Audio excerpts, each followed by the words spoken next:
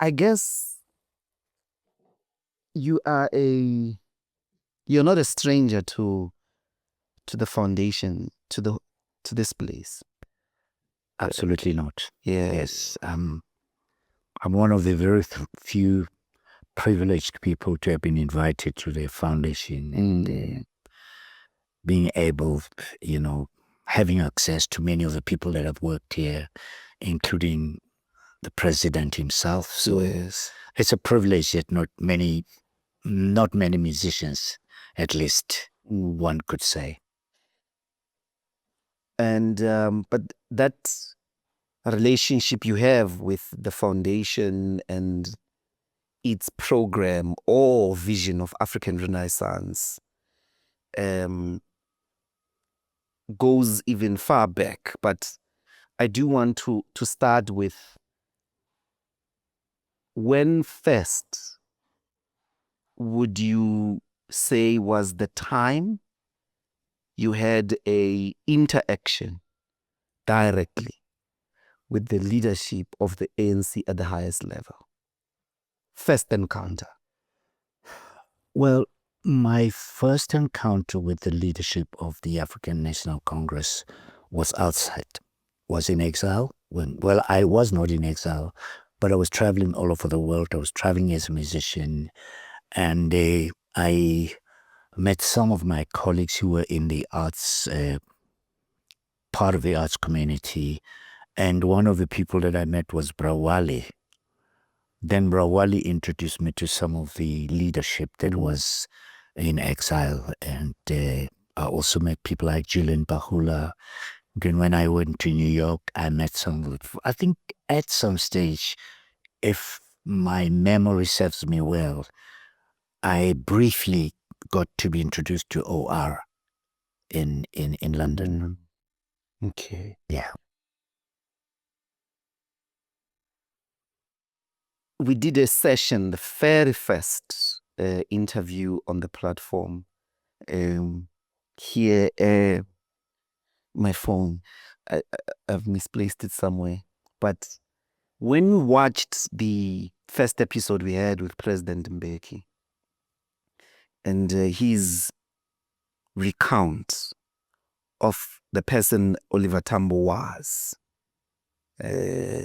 you had a very interesting reflection. I got a very long text from you. Oh. And but you were sharing the story of the background to that affirmative or affirmation of the personality of O.R. Tambo. I thought maybe to kickstart this conversation, you might want to request you to repeat that on record and the background story that made you reflect in the way you did. Well, albeit, your response on my phone was quite terse. I thought you didn't probably catch it, but I'm interested to notice that you actually read through it. Yeah. Well, I think when the ANC came back into the country, of course, after the unbanning of all the political organizations, the most high-profile organization, obviously, was the African National Congress, and to engage with civil society was part of, if I may call, program of the African National Congress. Now, I belong to the arts community as a performing musician, and we were invited. Okay, perhaps what I should say is that when President Mbeki said, I would never be the first person to speak in a room, yes, you'd always allow people to speak. And immediately I picked up on that conversation you had with him, and I could vouch for it because of my personal experience with OR, first encounter. So when we were invited to, I think, Shell House then, in 1990, all the arts community members, be they writers, be a performers, musicians, and so on, we came into this room. Bra Wali had invited us, Wali Sarote, And then there was President Mbeki then, well, he was still secretary of the ANC. At that time, of course, we didn't know who the leader was going to be of the ANC. And we all were sitting there, and OR walked in. I mean, we were all in awe. As we were all about to stand up, he said, please, all sit down. So we sat down, and he sat across the table. Obviously, he was going to chair the meeting. And one of the first things he said was, "Good afternoon, everybody. My name is Oliver Tambo." I mean, what do you say in a situation like that? My name is Oliver Tambo. Who doesn't know Oliver Tambo in this room? That's the first sign of humility, that he introduced himself to us. You know, we started looking at each other, and we were pondering on, wow. And he clasped his hands like this, and he was saying, I am supposedly president of the African National Congress, and these two are my colleagues, mentioning President Mbeki and Brawali, and we've invited you to all come here so that as we engage with every civil society member we understand exactly what is the kind of country we are looking at. We're looking forward to. And we've asked you to come here to advise, to guide us as to how we can create, a better future, especially in your sector. There was silence. We've never been engaged by any politician at that level. There was always this conflagration between ourselves and the politicians and so on. And there was this power relationships between. Yes. Suddenly we felt such an important part of a society, part of an important part of a country. And we all spoke individually. And now what went through my mind was, are they going to know what everybody has been saying? And all the time as we were talking, he was sitting like this, and we were observing. And on the other side was President Mbeki was making notes. Once we're done talking, he said, "Thank you very much. We appreciate you coming to talk to us." And then he looked at President Thabo and he said, "Thabo, Wale, you heard the people. Now it's for us to go and do our homework." That was my first encounter with the kind of leadership that reduced itself to the level of the commoners. I actually want to read, Flex, get me that. It seems to me at this stage, the fundamental impression was the ANC takes the arts seriously. The ANC takes the arts seriously. Took the arts seriously. I think As a past tense. As a past tense. I think it's very important for us to make that distinction between the past and the present. For the fact that there was engagement. I want to get to the text. What a brilliant interview with President Mbeki. Indeed, what he says about OR, never to be the one to speak first, I can confirm. Through Brawale Serote, the arts community structures were invited to then Shell House to engage with the ANC and give guidance and value to a democracy devoid of government control. The arts community was asked to speak first. Then OR deferred to TM and Brawali. I'm merely adding to President Mbeki's assertion. on OR. Yes. It's interesting to me. Did a situation of that nature, because at that time, president of the ANC was Oliver Tambo. When last did artists in that form sit and interact in that form with the head of the ANC? Or did you have any other encounter thereafter with other heads of the ANC? Not at all, not to my knowledge, not to my recall. Yes, we did meet with some of the leadership within the maybe the arts Department of Arts and Culture at the behest, of course, of the president of the country, which our first encounter also was with President Mandela then, because then we didn't meet with him personally, but we met with one of his ministers, Dr. Ben Gubani.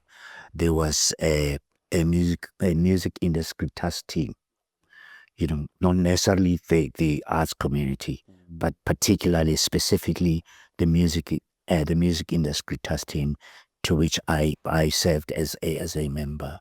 But subsequently, most of it happened at the behest of who would be the incumbent, and of course, I think with some at a greater influence, President Mbeki did influence our meetings with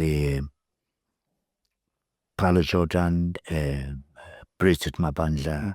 But what I always find very interesting and strange was that none of them were quite willing to engage at the full level as the first encounter and the experience that we had with OR, and which was rather surprising, because we would have imagined, culminating from the first meeting we had with OR, the trajectory would go beyond just where it was then.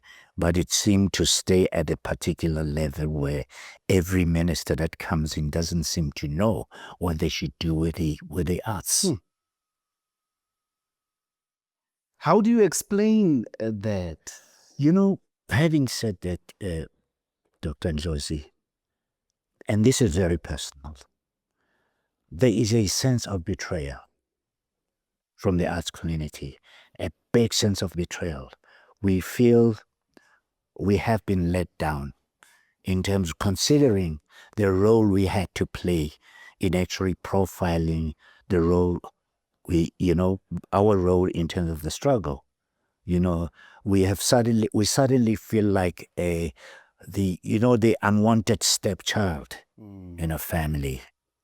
That's what is now considered the current state of affairs in relation to the arts. There's a big sense of betrayal by politics in general. Yes, because the ANC is the government, we feel it even more, considering that there had been that much interaction with them even during the exile, stages. Even when they came back, there had always been that moment of interaction and engagement.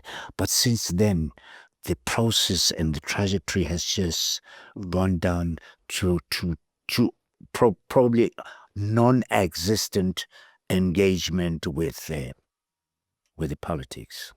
Let me go to the music. We'll come back to the politics. Maybe we will end there. I don't know. Your contribution is iconic to South Africa's music scene.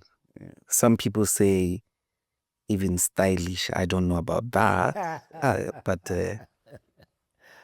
I'm told you won some style awards. But those. I didn't do my nails, Phil. I don't know if Gloria is going to agree.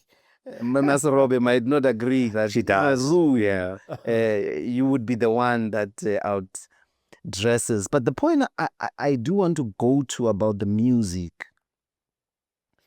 it's a very unique sound that you specifically, and I guess your generation, began to work on in the 1970s. You really took, I mean, they were calling what, township pop? I don't know. What is the name? Which crystallized really in the 1980s. I want to do this academic exercise with you. How to describe, because you've got the benefit now of a retrospective view. You can look back. In the beginning, we were being creative, innovative, but in hindsight, what do you think the real musicological contribution from a sound perspective, musically, what do you think your work did for music? I mean, I have a view of this, but I'm going to test it. Well, one of the most difficult things is speaking about oneself. Don't talk about yourself, just talk about the music. Okay. I mean, as an objective, you see, when you say talk about music, I need to understand what music are you referring to the music that I made or the music that my generation made? Your music. Okay. You see now, that's why I'm saying. That's I don't want to speak, but yes. Yeah, I guess. I mean, people write books and they get reviewed. Yes.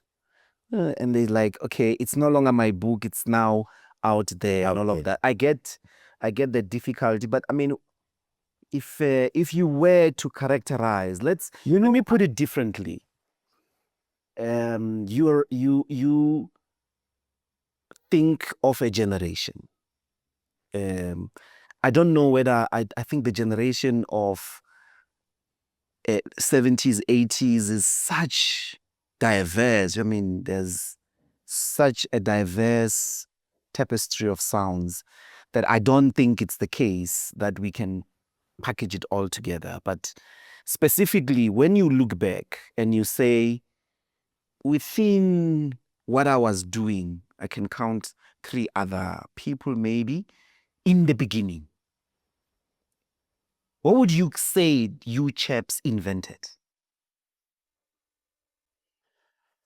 I think what I would always like to be mindful of is not to consider ourselves custodians of what is more creative.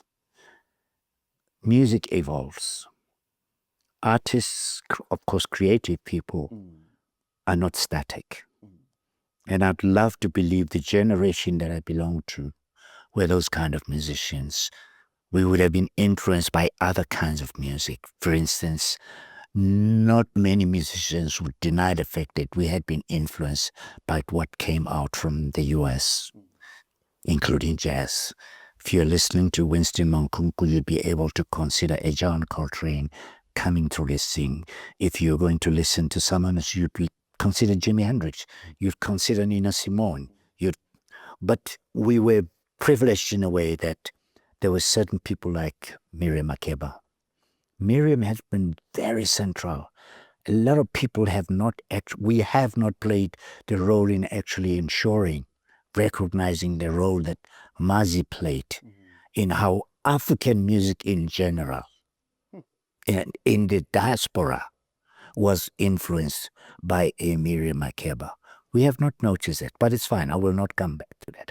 Let me speak about when we became musicians, there was never really an intention to believe that we can influence an era. We came in as musicians, as creative as we were, we understood the fact that for us to sustain beyond a particular era, we have to evolve. We have to continuously create new ideas. We have to be, eventful and so on. And I think once we started touring Zimbabwe, where we got exposed to, of course, then it was Rhodesia, and there was this groundswell of the political upheaval, and the struggle was intensifying there. But for the privilege that we had, as influenced by the Black consciousness movement, enabled us to interact and engage with the subject matter that was happening in Zim at the time, which also influenced how we would create our music. And on returning from Zim, people had this new sound from the Beaters, right? The Beaters, which were essentially a pop band influenced by a British rock band. You know what I'm saying? But suddenly the events in Zimbabwe became, catalyst. It became a watershed moment for us to see, hey, we've been influenced by this political groundswell of Black consciousness. Are we going to retain, are we going to sustain this Western influence of the music of Europe? No. Thankfully, the little education that we have enabled us to reflect, to consider a change. We started composing music there. When we came home, people were like, where are the Beaters? The Beaters had become Harari with a new sound, such that people started hearing Rashid. Thankfully to Rashid Valley, we were able to record the music, and the rest is history. The evolution, the revolution of music continues. Do you remember your first composition, the first song as a young star that you wrote? As an individual or within the band? You. Yeah. There were quite many. But the very first one was You Are the One. How old were you? I was 17. Well, no, I was probably even much younger than that. I was about, 14, 15? It was more a love song. Who was propelling you to think and feel love? Do you remember the provocation? The provocation. No, I think I was just it was just imagination. Running away with you. Running away with me.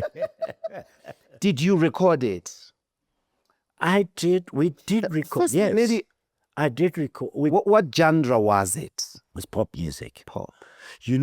At that time, there was this new music called Soweto soul music. But we called it Soweto soul music. And what time is this? Is the 70s? Late 60s. Late 60s. Yes, 69, 70, 71. And there were, the way bands like, what, I always make mention of this.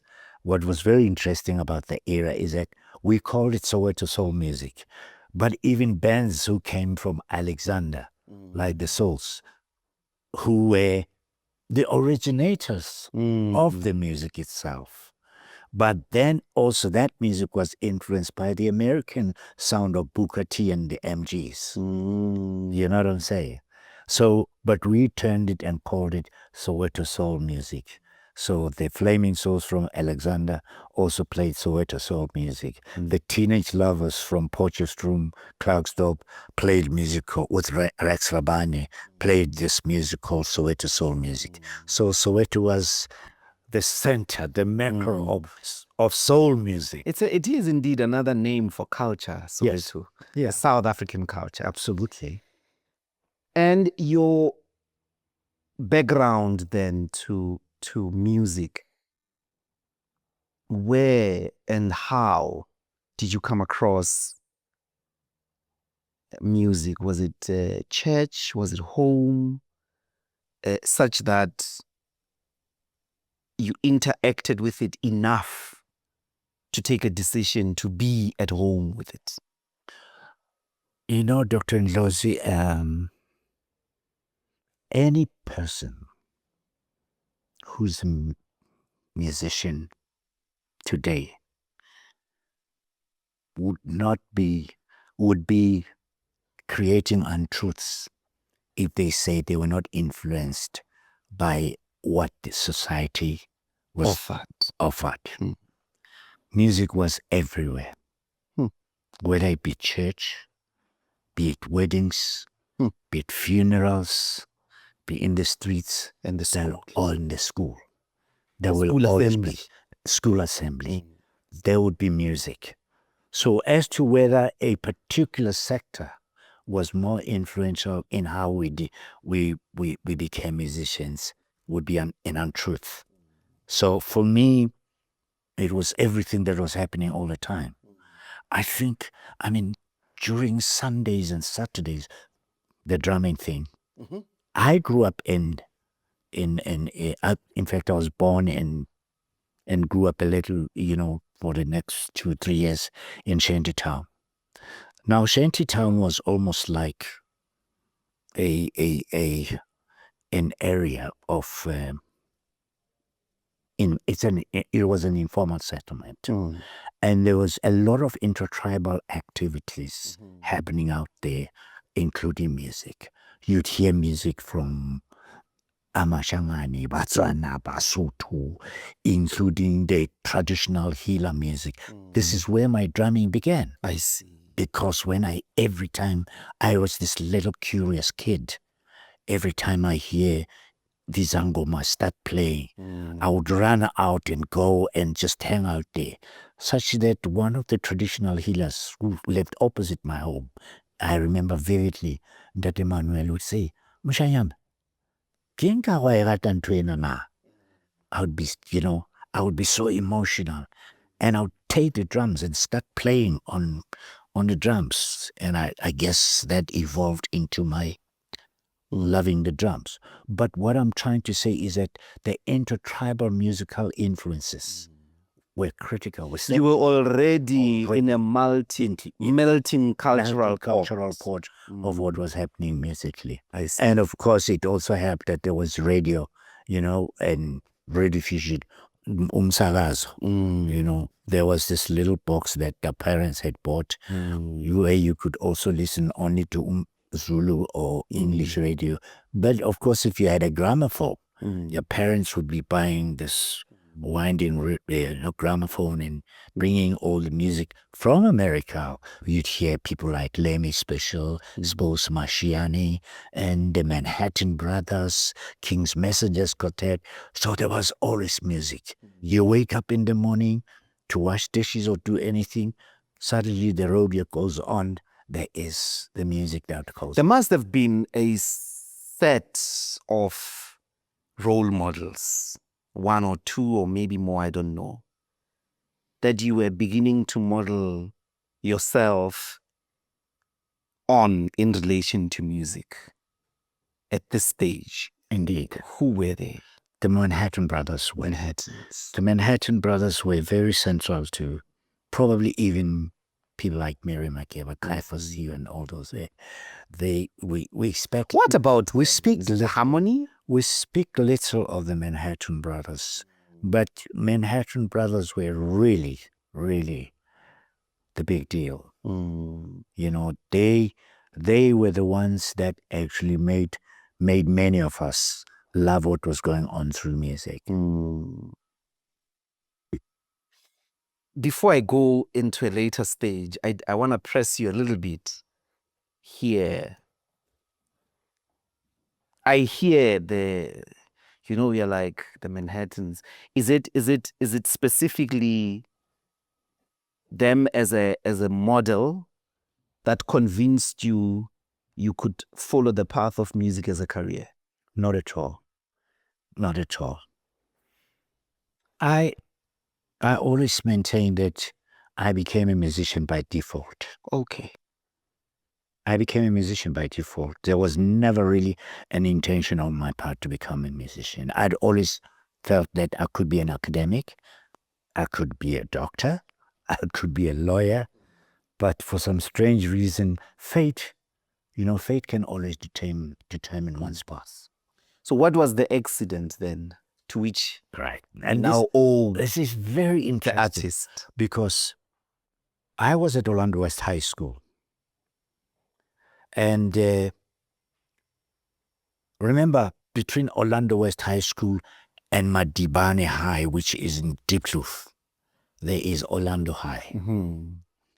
Now, Orlando High and Orlando West were high schools, whereas Madibane was secondary school. So anybody who passed a JC then from a high school would inadvertently have to go to a high school. And these three guys, Selby, Alec, and Arthur, came from Madibane. They could have chosen Orlando High, but which is closer to where they are. But for some strange reason, they ended up at Orlando West High, which is where I was. And now SK was Dr. Matseke, loved music. He loved musicians. So he requested a performance by some students to raise funds for some students who were going to university to, obviously to raise a bursary. And suddenly there were all these volunteers. These guys had brought in their guitars, Alec and Selby and Arthur, the vocalist, doing all the Beatles music and doing all this very European music. Now, many of the students at Orlando did not know this, so it was considered, high profile music. These guys are singing in English, and we're singing songs like, I feel it in my fingers, I feel it in my toes. The women went ballistic. You mean the girls? The girls, I went ballistic for these chaps. And during lunchtime, I had already started playing drums, but more as a cadet band drummer, not full kit. And they said, also we were going out for lunch, and Selby and Kaya Matlang were related. So these guys were going to Kaya's house. I was going to my home. And I saw them, and I went to Selby and I said, hey, I saw you guys perform yesterday, and I realized that you don't have a drummer. And Selby said, oh, are you a drummer? And I knew that I wasn't a fully fledged drummer. Yes. I said, yes, I'm a drummer. He said, the band is complete. Now we have the Beaters. I was drawn into that band. Instead of going home, we went to Kaya's home, and the Beaters were reformed there. Is this before 76? 76. We were long out of school. That was in 1968. 68. Yes. We were in matric then. You were already... Form 4. Form 4. Yeah. Matric, I see. Yeah. I do the, between a drummer, a bass guitar, guitarist. A guitar. You don't quite, it's not common to get a star. I mean, most people's journeys start in a different part of the band. And you don't find a lot of bassists, particularly the bass, who then, graduate into soloists, into, the center of the band. Central, yes. Same as a drum, particularly a drummer. Some bassists might, but I'm thinking a drummer always stays at the back. The background. The rest of the instruments have some sense of tactical advantage to the star, to the spotlight, piano, lead guitar, as well as the sax, in all its, including, Ntate, Jonas Kwangwa. Jonas Yeah, I Kwangwa. mean, the brass section Steve is there, Masekela, yes. but not the drummer. I mean, I don't know of a person who was a star and then was like, yeah, I was in the band and I spent at least the next 5 years, 10 years even, just drumming. And today I'm a lead. I've got a solo album. I've got 5, 7, 6 solo albums. Is this the correct sort of framing of the question?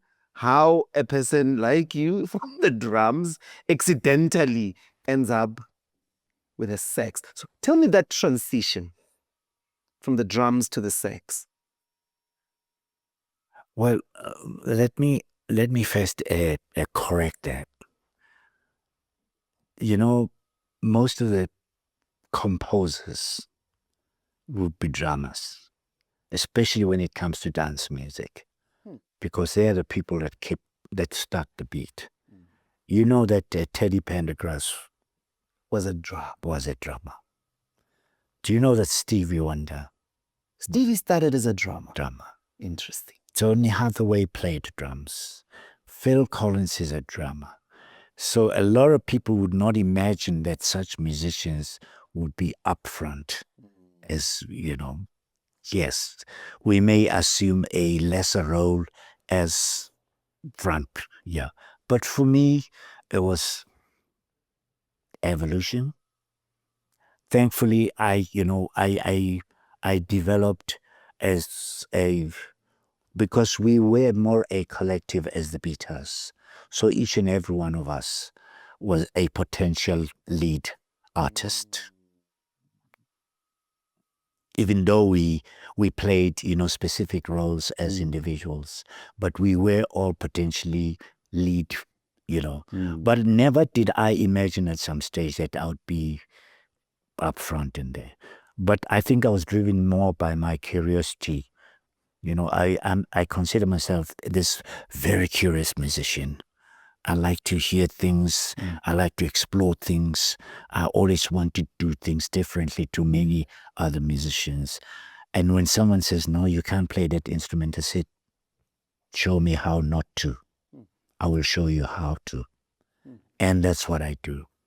And how I made a transition from the drums, for instance. When I started as a drummer, I was influenced and, motivated by people like Eli Mabuza.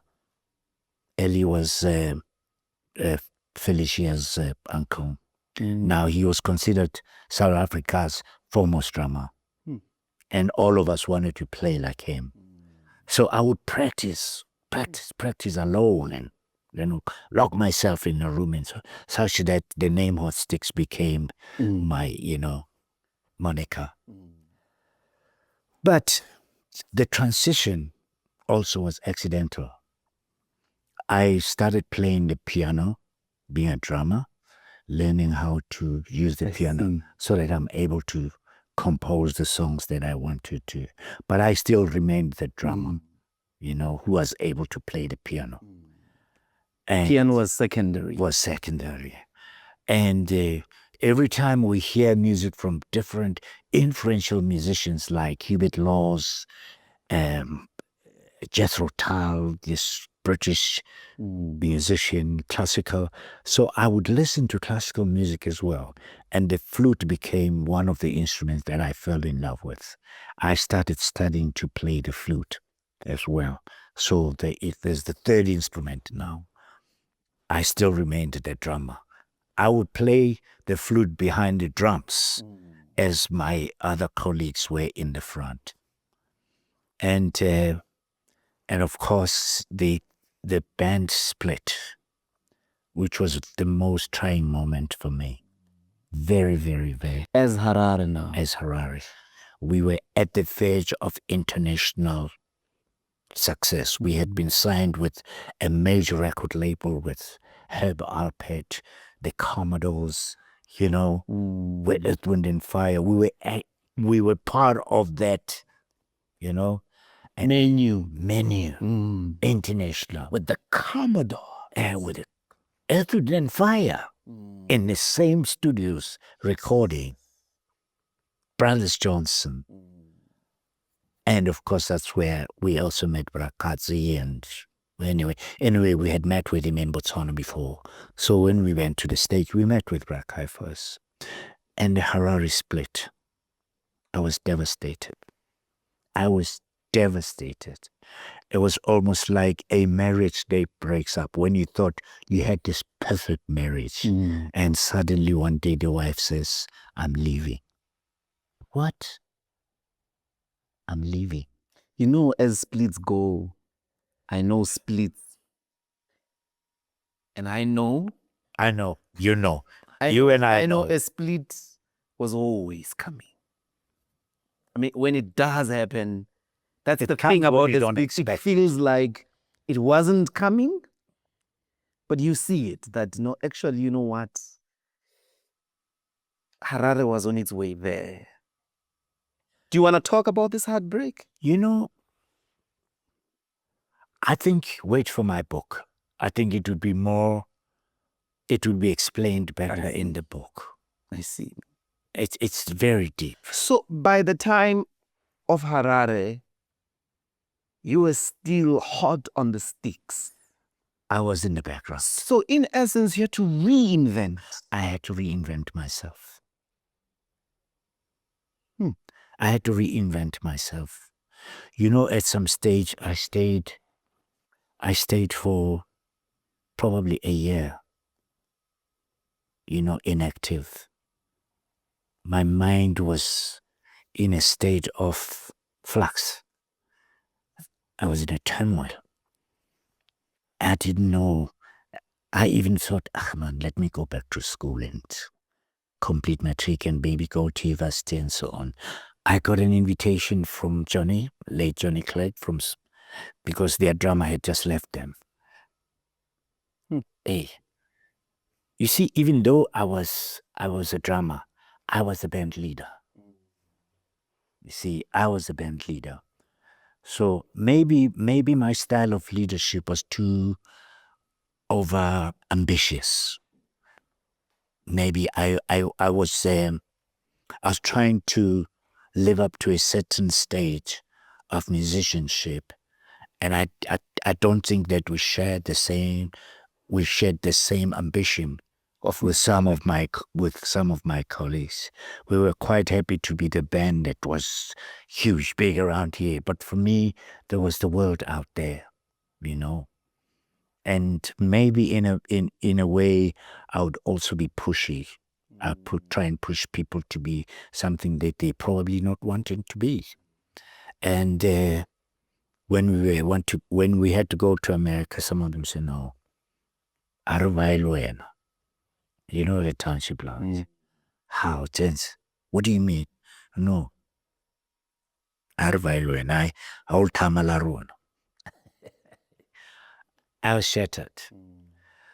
So I had to, reflect and think about how do I, and trust me, at that time, I was not necessarily one of the most favored musicians, especially within the media, because the impression that was created is that I was responsible for the split. I mean, I'll give you a story, for instance. And when it happened, it was an explosion, because we had gone to listen to watch Johnny Clegg, and the Hotline had a show at the Colosseum. There was an agreement then when it had happened with the guys to say, okay, we won't split out to the media. It's fine. We will, we will keep it low.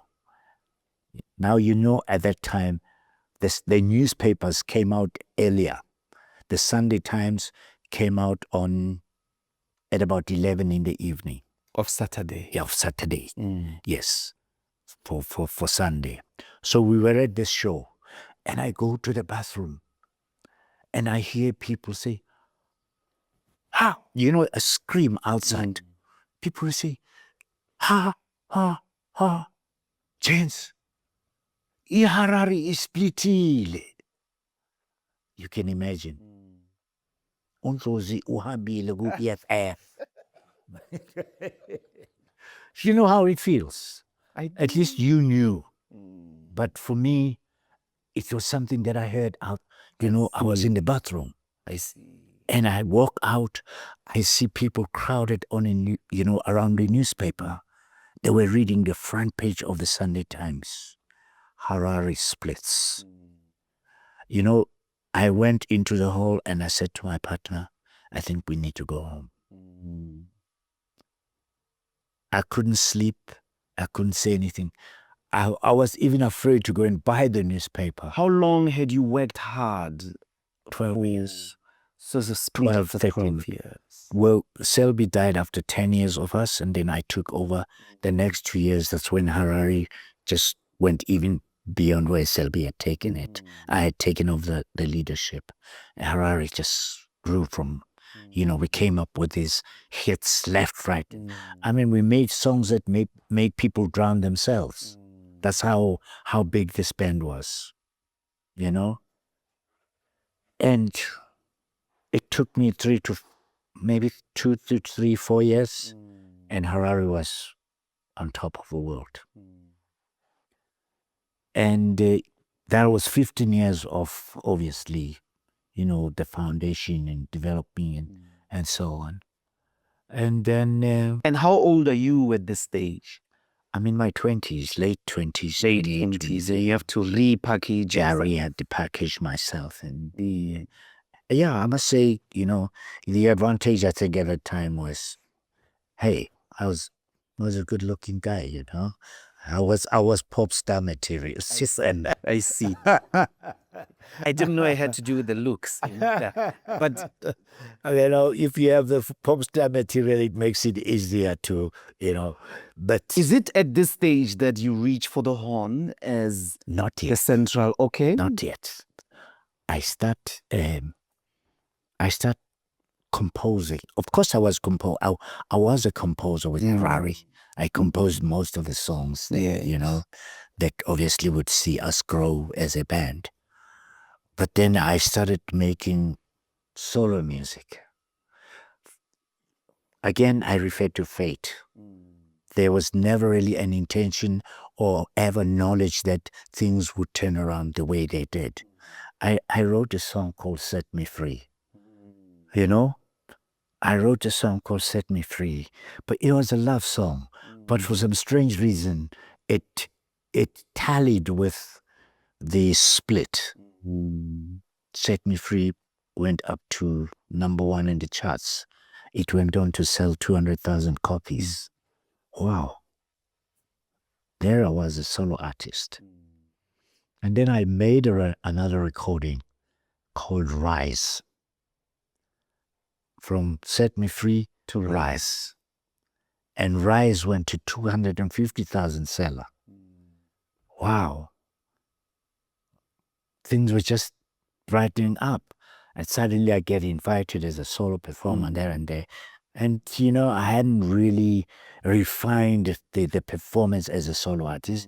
My mind is still caught up in that drama at the back. And some of the performances, I must say, were quite poor. And came the Burnout. Wow. Wait. Gotta clarify this. Set Me Free and Rise. Rise, yes. Were they horn led? No. So this is the first time you're going to make a song that is predominated by a horn as a lead. Yes. And it goes, wow. I have a show. I have a song called Jive Soweto. It's a hit. I have to go and perform it.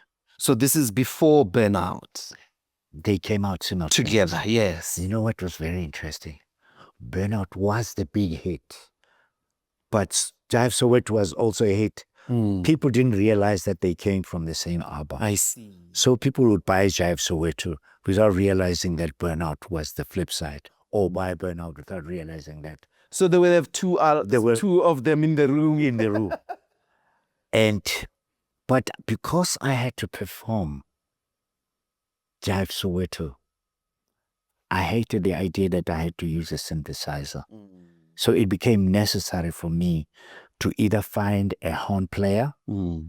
I had Kaya for a little while. I had Scorpion for a little while, and then I brought McCoy from Cape Town. But none of them stayed because they also wanted to pursue their own solo careers. Mm. Now I had this show in Limpopo. And Jive Soweto in Limpopo was big because, of course, I sing in Xitsonga. Yes. And people would come there for that particular song. But also I could not perform it on synth. I went to buy a saxophone because I could play flute. But obviously the blowing is different. Yes.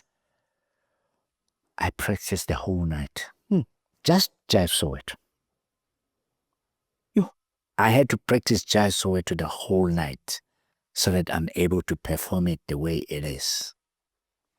I bought the saxophone on Friday because I could no longer find anyone. So I bought the saxophone and I decided that night I'm going to practice and play Jive Soweto. That's how I got to be a saxophonist.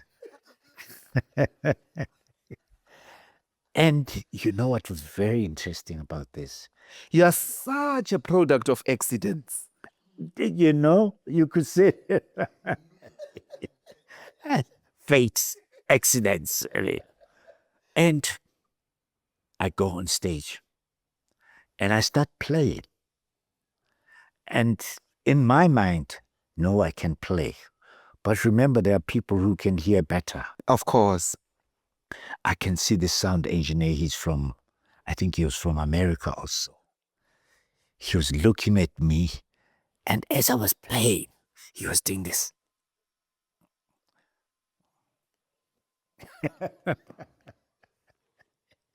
Imagine you're playing and you're looking at this person, you see. So it obviously means that I was playing off tune, you know, not that I was loud. My sound was so bad. My sound must have been very bad for him to react the way he did. What about the crowd? Well, you know, the crowd, you know, when you play for an audience that's probably already imbibed and, you know, they've been imbibing and inebriated people out there, and you think, all they hear the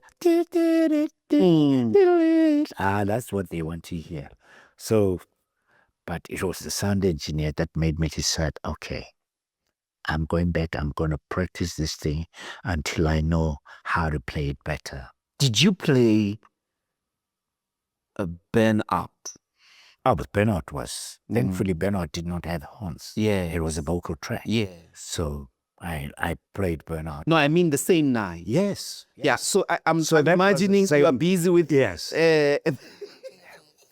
Which one came first? Jive Soweto. So at least you could recover with yeah, you know, with Burnout. Yes. Burnout was... Wow. And that's how the evolution... A lot of people... I mean, it's not really... I know you might give me 5 or 6 names. Music is a universe of artists. A lot of... I mean, even just us in ordinary lives that are not as creatively demanding. It's very difficult to reinvent yourself. To go and have the humility to learn something from scratch and master it. Be disorganized in a dramatically, in a dramatic way, then go again and start from scratch. It's not, I wonder if you agree, but I put it to you that it is not easy. Most of us don't master the discipline of starting again. Do you have a philosophy?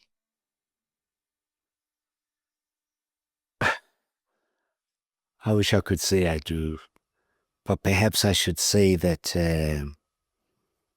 I consider myself a person with.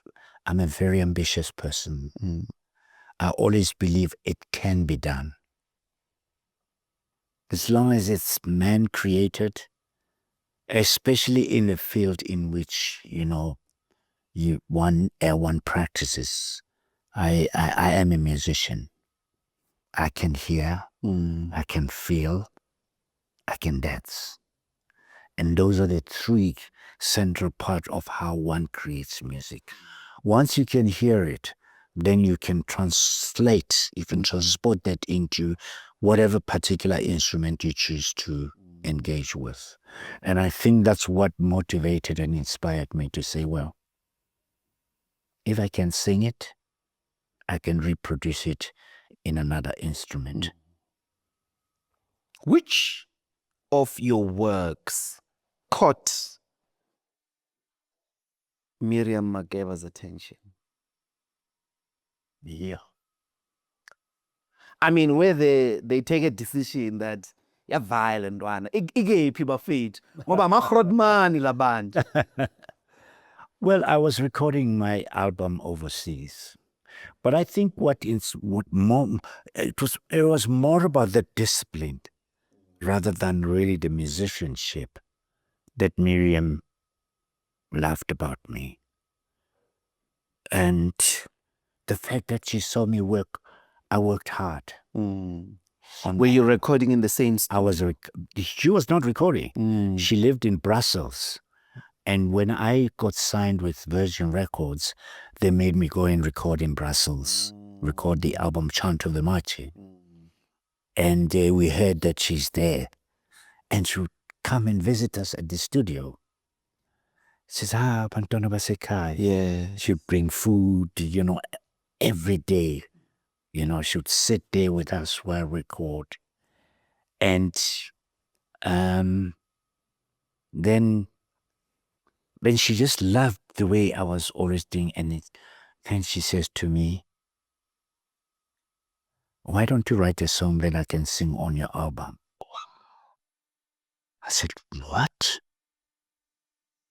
Why don't you write this? I said, are you serious?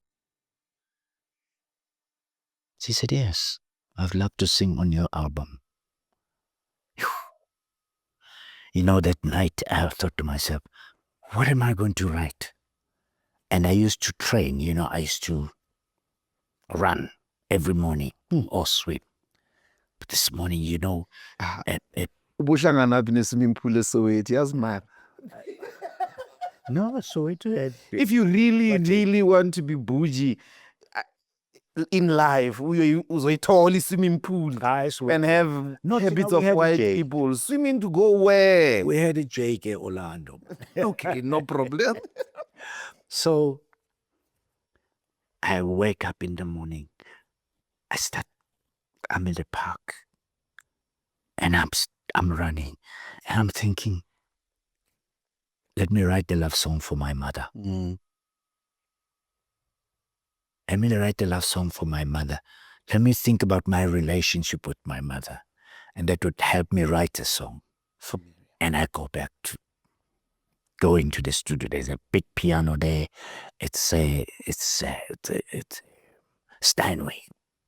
I start playing the piano. Mother, do you know how much I love you? I hear the song. And I called Maz. I said, please come. I think I have the song. But I'm going to ask you to help me translate some of the lyrics into Swahili. I know Maz could speak Swahili. Then I wrote, and then she translated in Swahili. And then I did the song Mama. If you've heard it, masterpiece. She came in and she sang that song. And the next thing, she has to record an album. Her manager, Roberto Malioli, comes to me, he says, are you Sipho? I said, yes. Miriam Makeba wants you to produce her album. Wow. I said, what? Miriam Makeba wants you to produce her album. And then Mazi comes. Baba, ngicela ukuthi uproduce i-album yami. I'm Sipho. There's Hugh Masekela, there's Caiaphas, there's Quincy, there's all these. And she knows all. You know, you could call any of those people. I mean, I'm just from Soweto. Why would you ask me to? She says, I've been watching how you were doing your work. And I thought, wow, let me think it over. And then she gives me a tape which has her grandson Lumumba's music, Welela. Yes. You produced Welela. I produced Welela. I want to cry.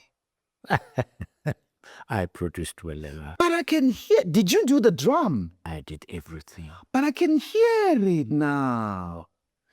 I mean, it had to be, you were particularly, because the song starts with the, like, Hotstix. Yeah. And Lumumba gives me, I start playing it. And I'm thinking of the horn lines. I'm thinking of the string section. And I start, imagining these parts in the song. All right? And boom. Now Mazi has brought some musicians from France, her backing band. You know what was very interesting about this? The drummer was very aloof. He's a drummer. I mean, angithi mina ngiphume Soweto. Bona baphume France. I mean, they're playing Miriam Makeba. But the performer of Miriam Makeba, who's this guy? We don't know him. Yes, we know him as Gela. We know all that. So, I mean, the drama was really giving me attitude, And then I called them all. And I said, maybe we never met, formally. I'm Sipho and, But the pianist was excellent, was beautiful and so humble, a brilliant player, Lulu.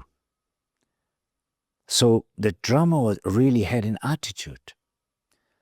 So Mazi is here standing next.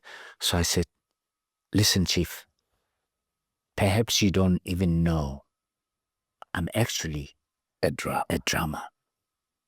More than anything else. You will either play the way I want you to play it, or else I will take the session and do it. So what is it going to be? Mazi just looked aside and she said, wow. Did she know you're a drummer? Yes. Good. She knew I was a drummer. Because when we performed with them in Lesotho, I was a drummer with, and Bra Caiaphas had told them about me. Bra Caiaphas had told them, he said, there's this boy, because when we went to Botswana, they had came, Bubra Katsi, Libra Leta, Libra Gwangwa, Judu Pukoana, came to Botswana, and they didn't have a drummer.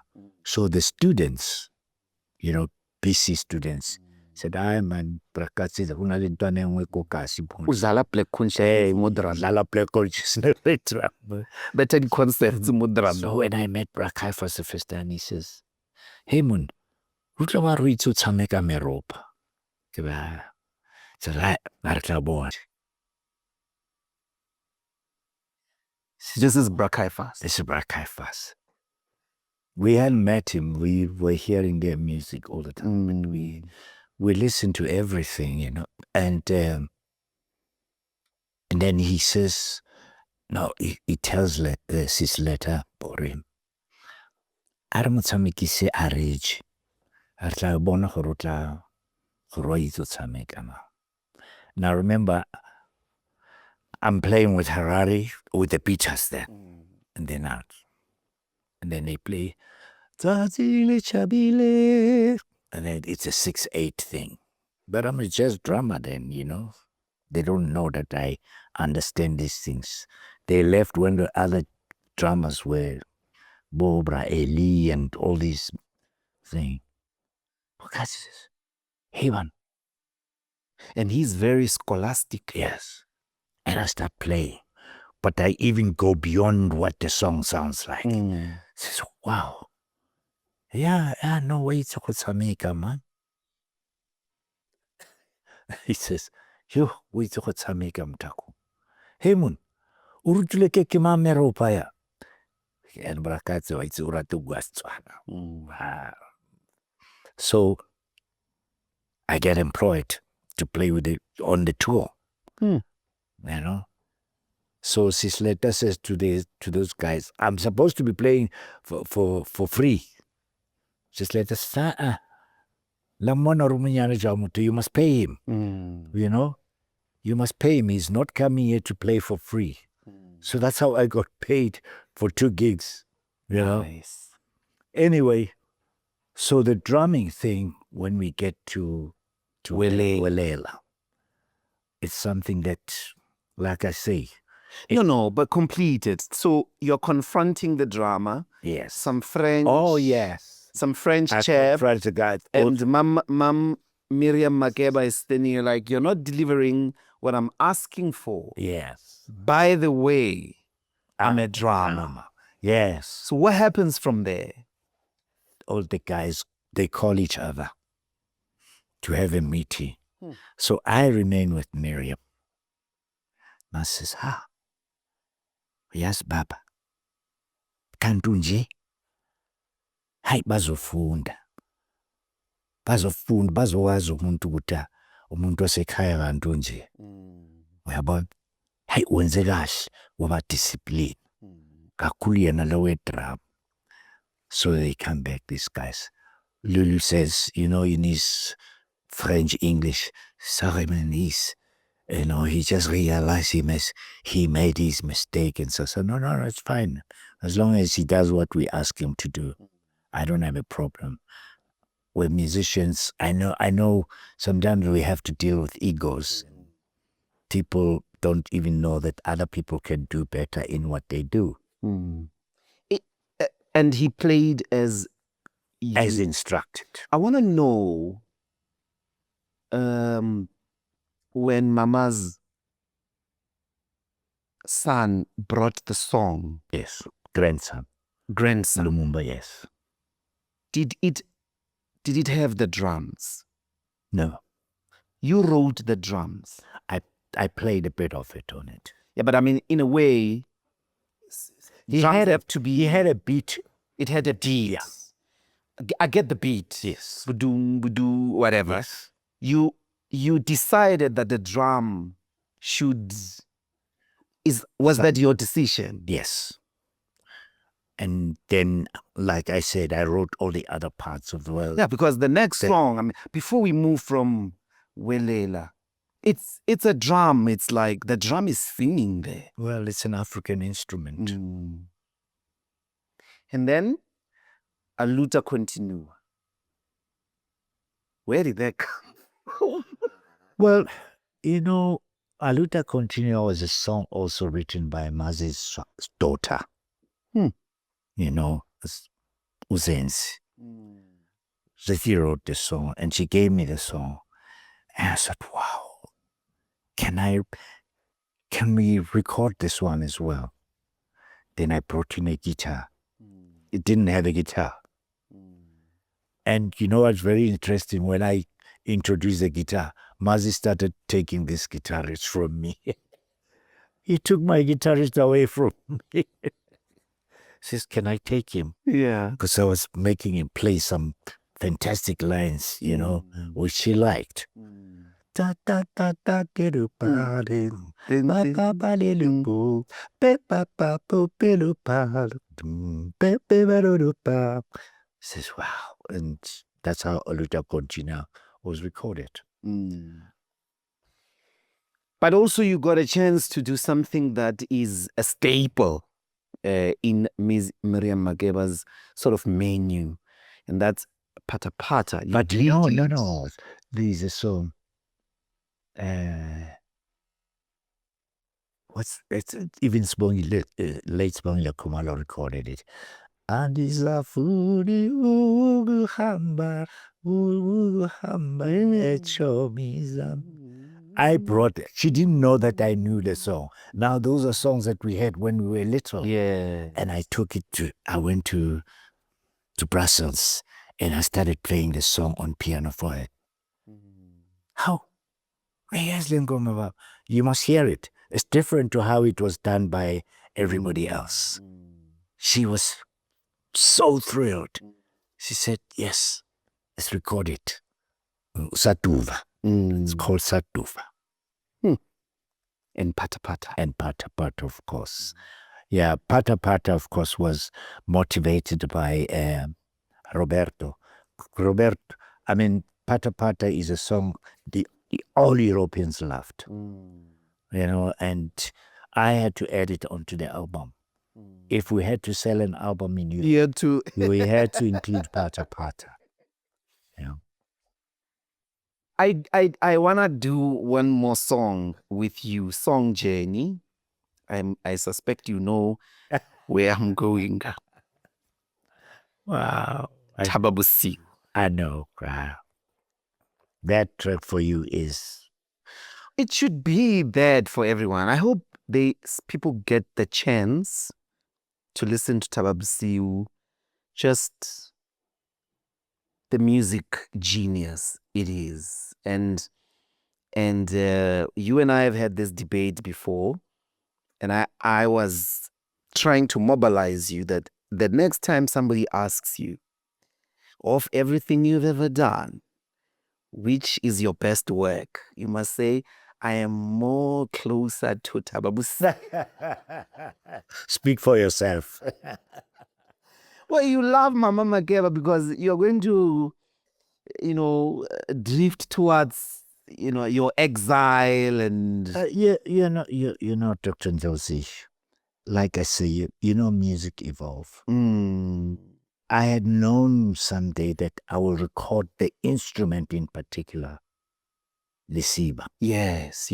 I didn't know how I was going to fit it into the music that I was making. But it fascinated you. But it's the instrument. I was always fascinated by it. Every time I went to Lesotho, I would go to the village. I would ask if anybody plays Lesiba.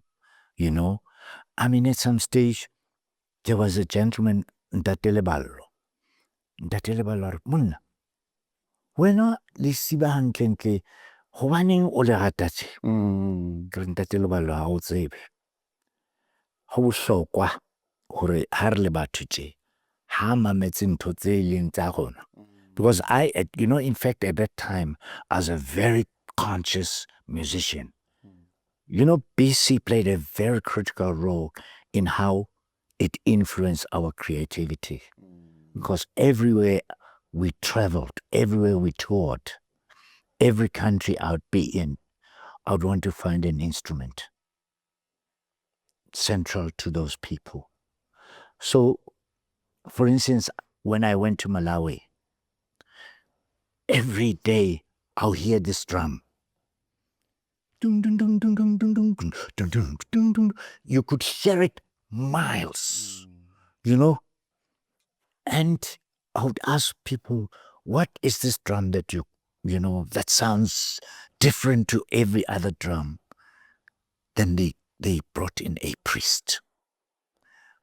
I think he was Muslim. And they said, if you want someone to make you the drum, the priest can recommend. He came in the following day. And he said, do you want me to make a drum for you? I said, yes, I'm a drummer.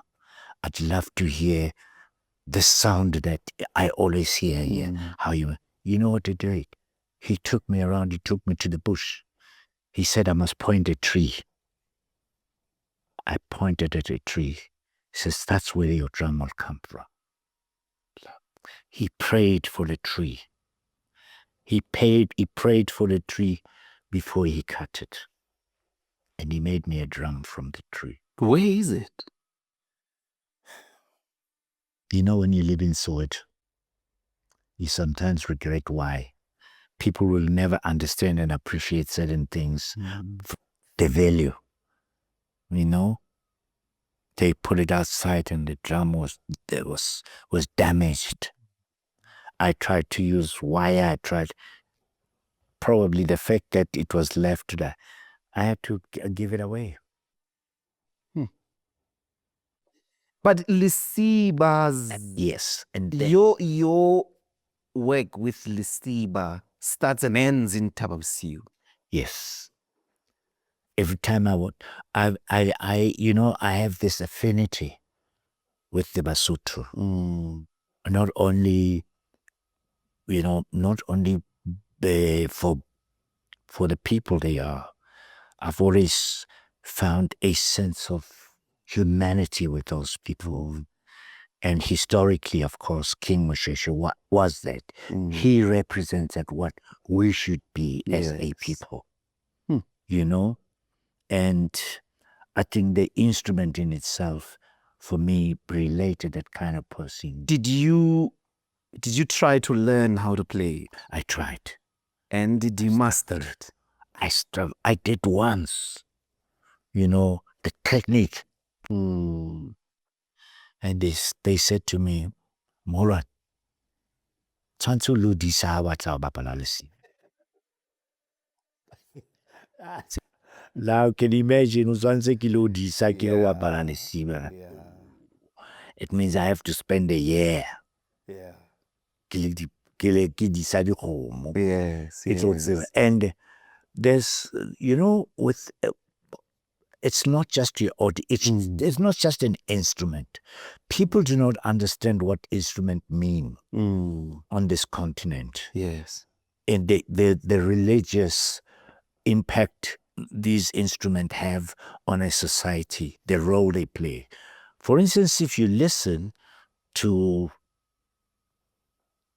Tababusi, for instance, the way I played it on record and the way it played live. Yes. It has two different meanings. Absolutely. Two different meanings. So I always try to understand the purpose. So what was explained to me is how le mo modisa kgomo tsa hao di tla utlwa ka mokgwa o bapala o letsang Lesiba ka teng. Your flock would be able to extricate itself from the rest because of the sound that you play. And that thing had remained with me for the 30 years, that one day I really want to play. I want to record this instrument. And there are Basothos in Pimville. And every time these guys pass by, I would ask them, but Lesiba. Yeah. They brought Ntate Tabang to me. He's brilliant. And he started playing for me. I was in the studio. Every day he would play for me. He'd play. And I said, we're going to record this.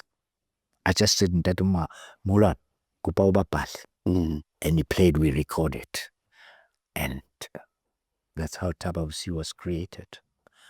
And it's only now that people are responding. Remember, this was done 16 years ago. Yes. Or more, actually. Yeah. But 16, 17, 18, yeah. It's only now that people are reacting and saying, what? But Tababusi is a Sipho brilliant Mabuse. song. I mean, even the young guys, and more especially some of them are students, they said, listen, Prasip, siyayibona Burnout, but No, what were you thinking? Yeah. Yeah. I want to go back to by way of drawing a sort of a conclusion. I want to go back where we started. Oliver Tambo. He had several accidents. One of which is the fact that OR was supposed to be a priest. He had desired to be a priest, but I read somewhere as well, he was a musician as a young star, sang in a choir. You know what? Very interesting that you see, including President Tambo was a flute player. Yes, President played. President also was in theater. Yes. I asked him the other day that, can you still do ballroom dance? Because you used to do it. He says, I can't remember. I remember one time we were campaigning. It was during election. Yeah. And I played the flute. And I went to him and I said, I heard you play the flute. Can you still play? Yeah. So, Hotstix, what are you doing to me? It's many years. And he tried, he did produce sound. He did produce, because he still remembered the technique. But no, I said, no, it's fine. You're good as a president. Leave the music to us. But do you, because I think there's something in one of the other things is, they say he was part of a group of boys, 8, I think of them, that sang and they were broadcasted on Grahamstown radio station. Owara? Owara. There was a sense in which at least that generation had people that were multidimensional enough. Omgov wrote music and he played the guitar. In Robben Island, there are several compositions associated with him. Somebody was telling me actually that the song Asimbonangu Mandela was actually Omgov's composition. Oh. And Omgov had sung the song because around the fact that at some point Mandela was separated from them at Victor Foster. Ooh. The song is about that. Asimbonanga Mandela Tina lapho khona lapho khona. Oh, wow. Apparently it's a description of that movie. Makes sense. But I'm saying these people were... Madiba was a professional boxer. Yes. Not he went to watch boxing or he was friends with Muhammad Ali. He was himself a sportsman, an athlete, and so on and so forth. We can count several. Do you think that there might be a crisis in that those who come after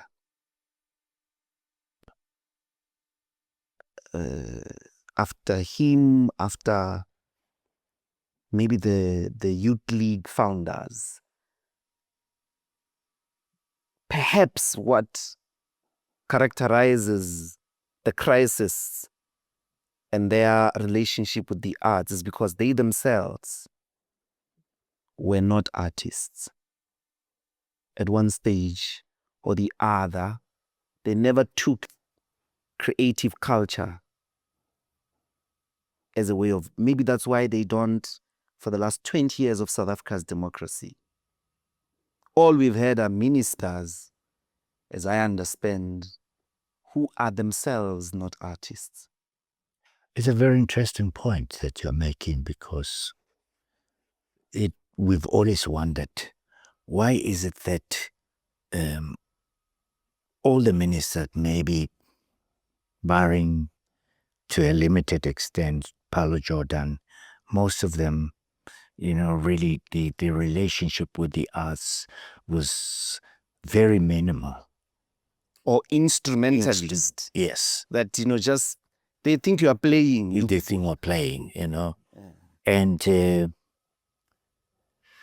it has always made me wonder, why is it, the arts has not been taken that seriously. Now that you're making this very, interesting point about OR, this is why because of his love for the arts and music in particular, this is why we had artists like Abdullah Ibrahim, we had Jonas Kwangwa, the Amandla group, which became part of the cultural group of the African National Congress. I don't think had bra yes, yes, bra Balega Willie, herself. Balega, bra Willie, Ntate, yes. and bra Wally. Yes. I mean, there was this generation So of where are those figures in this ANC? where are they? Do you see them? I don't. For them, music is about, by the way, we have elections, come and play. You know, come and be part of the celebration of bringing the people to vote for us. We're more like cannon fodder than really part of a, advancement of a civil society. That, I read in a book by A.G. Grayling, if you want to call. It's called A Meaning of Things. And in that book, he states specifically this: unless you develop the arts along science and mathematics, you cannot have a holistically developed society. And I thought, wow. What do you think is announcing itself as a future with the GNU? Maybe beginning with our current captain of the arts, the current minister. What do we have there in this chap?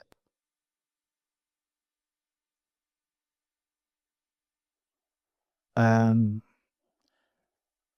always averse to casting aspersions on people, lest I find myself at the receiving end of the same. But I strongly believe that the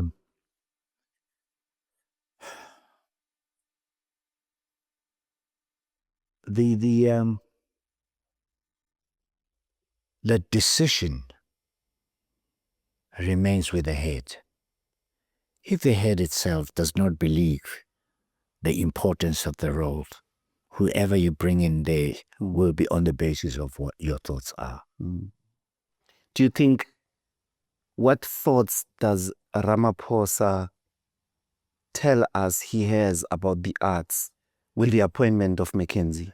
Interestingly, Cyril loves music, because what I know is that he also used to sponsor a classical, some classical orchestra or something like that. So one would have imagined that if he loves music at that level, he probably would have. Maybe he was being pretentious. Yeah. Every rich man tries to have a jazz high arts concert, or they'll be buying some expensive artworks they cannot explain. But I love that. It's like the circle of rich people there. Yeah. You gotta have an orchestra that you are. I don't know. I mean, I'm just provoking back. Yeah. What thought? It's a provocative. Is the appointment of Mackenzie tell us? What do you think that means the arts are saying to him as a president? Look, when Mackenzie was brought into this space, I was interviewed by some journalists what my views were. I always believe you give someone firstly the benefit of the doubt. But you know what is very sad about this also? Throughout the entire process, we have always been given someone who'd be wanting when it comes to the arts.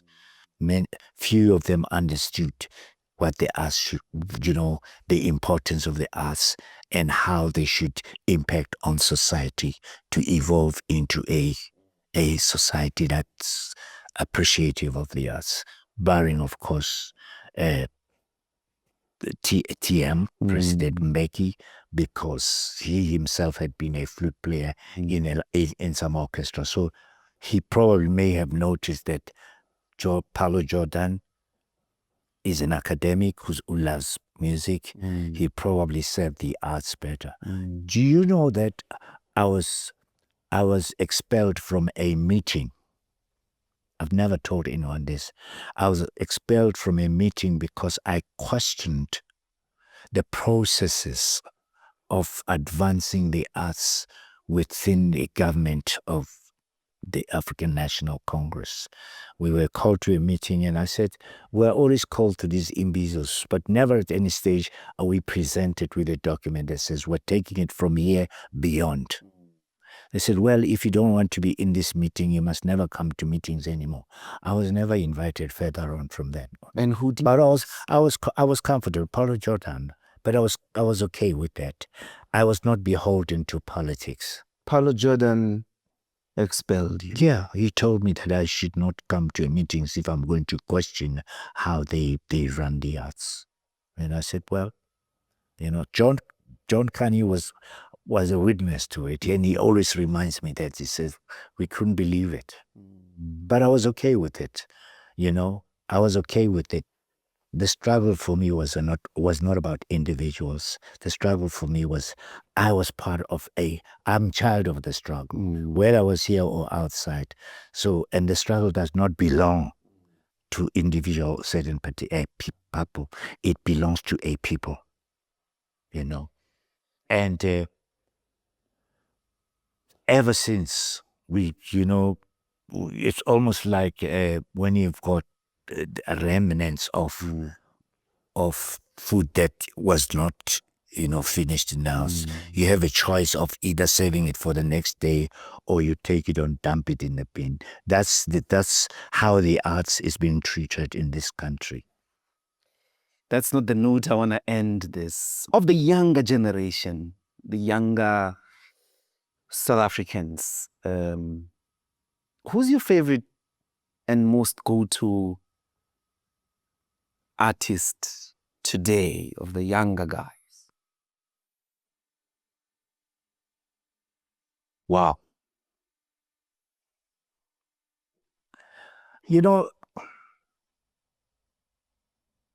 The unfortunate part or the fortunate part is that there is a plethora of younger generation of musicians. Varied, they come in different, I would say I love Billy's thinking in music, on how he sees the role of music from that perspective. But I do love also some of the younger creative artists. I love a young musician called Mandla Spikiri from Drumpies. Yes. Mandla from Drumpies is one of the most creative artists. Sipho, he's not young anymore. It doesn't matter. Well, for me, he's a young I know. Mandla Spikiri is probably one of the most creative musicians. Yeah. But also you do have the guys who started the new movement. The Amapiano, Kabza, You do listen to Kabza. I do listen to them. And Mapori. But the most difficult thing is everything now of the Amapiano sounds the same. So you can never tell what is theirs, as they created it, because everybody is jumping on that. So between those three that I've mentioned, I would love to believe those will probably be the musicians that I revere most. Billy, Munama, Mandla Spikiri, and Kabza the Small and Deep Maporisa. I love this. Thank you so much. Thank you. Thank you so much. Lovely.